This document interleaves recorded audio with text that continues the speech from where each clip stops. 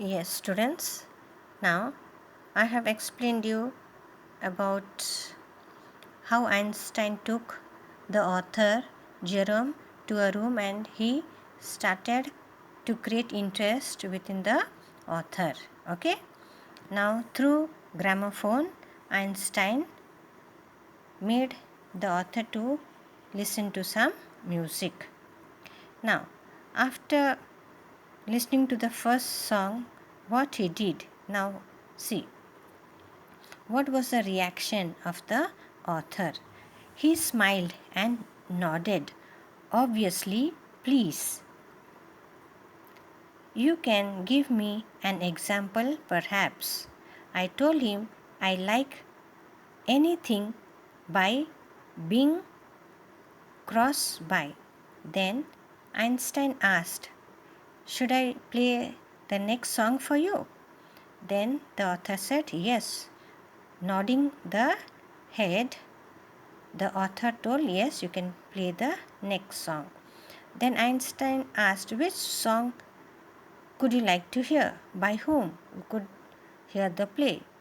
Then the author told, Bing Crosby. Then listen. At once I could hear Bing Crosby's voice filling the room. Then Einstein played the music of the songs of Bing Crosby. Now, can you please tell me what you just heard? He said. Einstein is asking to the author, can you tell me what kind of song or what can you understand from the song? The simplest answer seemed to be to sing the lines.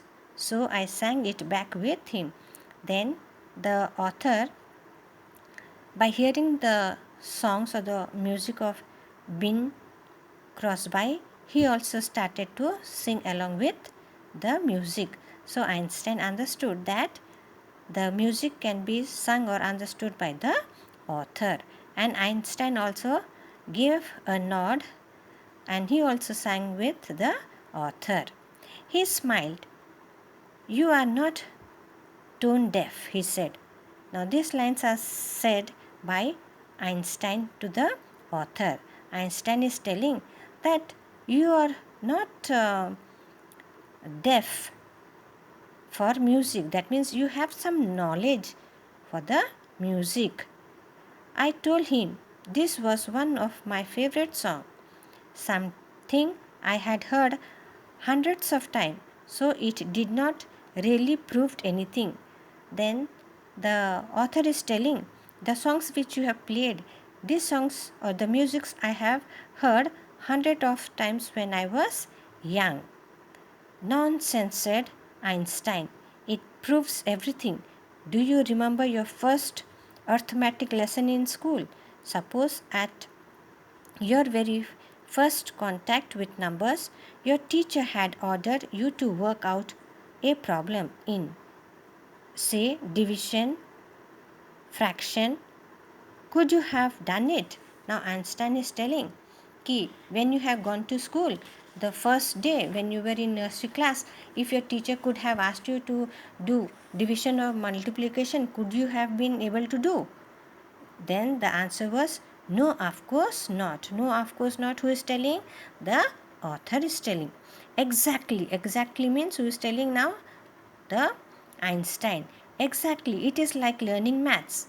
So music is also like learning maths. We have to start with the number 1, 2 and then we have to go to 100, then lakhs and millions and so on. You have to learn addition and subtraction in order to do multiplication and division.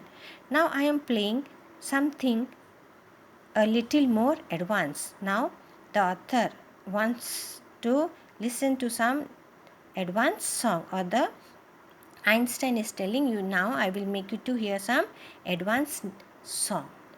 It was Mike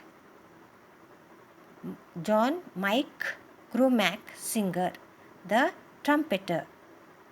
Sing that back, he ordered.